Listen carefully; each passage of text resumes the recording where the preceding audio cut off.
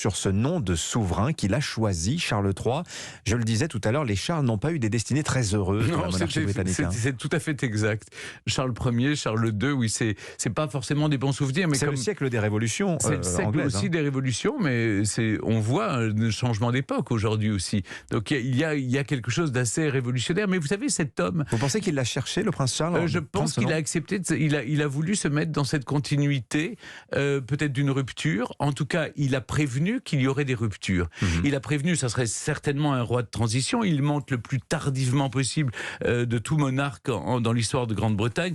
Il a 74 ans bientôt, le 14 novembre prochain. Et si vous voulez, il a prévenu que son couronnement serait un couronnement beaucoup plus simple. Il n'y aurait plus tout le protocole et le faste du couronnement de la reine en 53.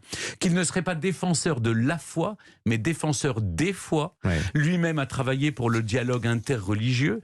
Ensuite, voilà un homme qui a porté tous ces sujets qui sont brûlants d'actualité. Le réchauffement climatique, la déforestation, la biodiversité, l'architecture, tous ces sujets le concernent. Je voudrais vous faire écouter, Stéphane, ainsi qu'à tous nos auditeurs ce matin. C'est une archive, justement. Sera-t-il Charles III le premier roi écolo? Voilà ce qu'il disait en ouverture de la COP26 à Glasgow. C'était l'année dernière, il y a moins d'un an, le 1er novembre 2021. Je vous propose de l'écouter. Je sais que beaucoup de vos pays ressentent déjà l'impact dévastateur du changement climatique. Je ne peux donc que vous exhorter, en tant que décideurs du monde, de trouver un moyen de surmonter nos différences afin que nous puissions tous nous mettre au travail, ensemble, pour sauver cette précieuse planète et sauver l'avenir menacé de nos enfants. Voilà, la belle voix grave et fatiguée de Charles.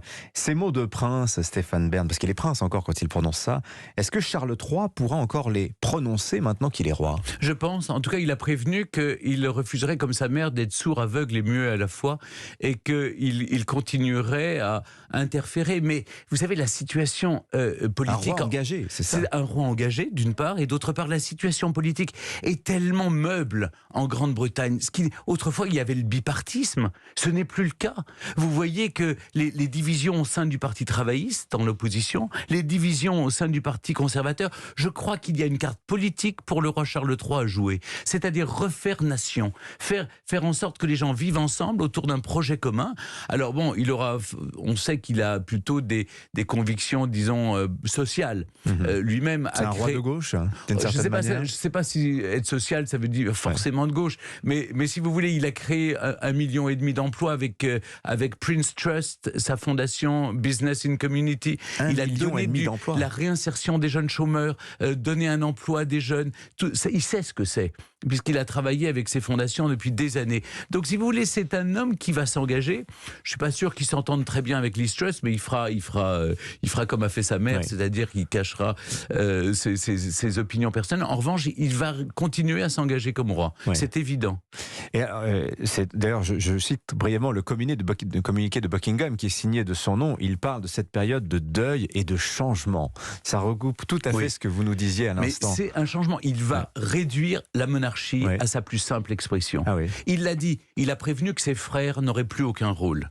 Il a prévenu que la monarchie, ce sera Charles, Camilla, William, Kate et les trois petits, et les trois enfants, et que le reste, les bouches oisives qu'il faut nourrir, les branches collatérales devraient travailler, arrêter de vivre dans les palais, et il n'y aurait plus de garde du corps, il n'y aurait plus de police, chacun doit se débrouiller. Il donne raison à Harry et Meghan, les deux rebelles qui sont partis faire carrière, prospérer un business finalement. Oui, certes, mais ce sont les mêmes qui après protestent parce qu'ils n'ont plus de chauffeur, de garde du corps quand ils rentrent. Vous savez, on ne peut pas avoir le beurre et l'argent du beurre.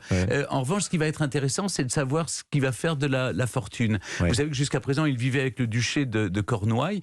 Il ne touchait pas d'argent du contribuable. La monarchie coûte 1 euro, 1,50 € par an et par habitant au Royaume-Uni. Mais on va savoir s'il va garder le Crown Estate pour lui. Donc le domaine royal. Le domaine royal, donc tous les revenus du duché de Lancastre, ou s'il va continuer à les donner à l'État qui va lui reverser 10% de la somme qu'il lui donne.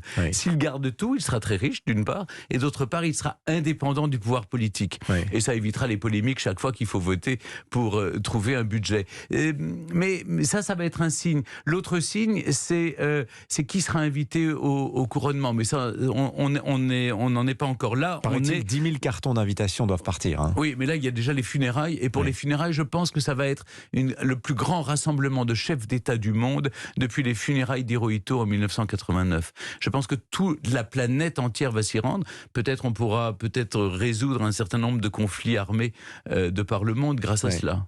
Donc ce prince mal aimé qu'il était, Charles, par rapport à sa mère, pourrait finalement, en étant ce roi sobre, finalement être un roi totalement dans son temps. Je l'espère, je lui souhaite. Je crois que les Anglais sont loyalistes, donc ils reviendront vers lui. Il y a une chose qui m'a fasciné un jour, je le présentais pour un gala à Paris, et la lumière s'est éteinte, et il se tourne vers moi, il me dit, ils vont encore dire que c'est de ma faute. Parce que évidemment, il s'en est pris plein la figure toute sa vie sur son épouse et le reste. Donc au fond, c'est un homme bien. C'est un type vraiment, il a une voix incroyable, mais surtout il a des convictions extrêmement solides. Non, ce sera un grand roi.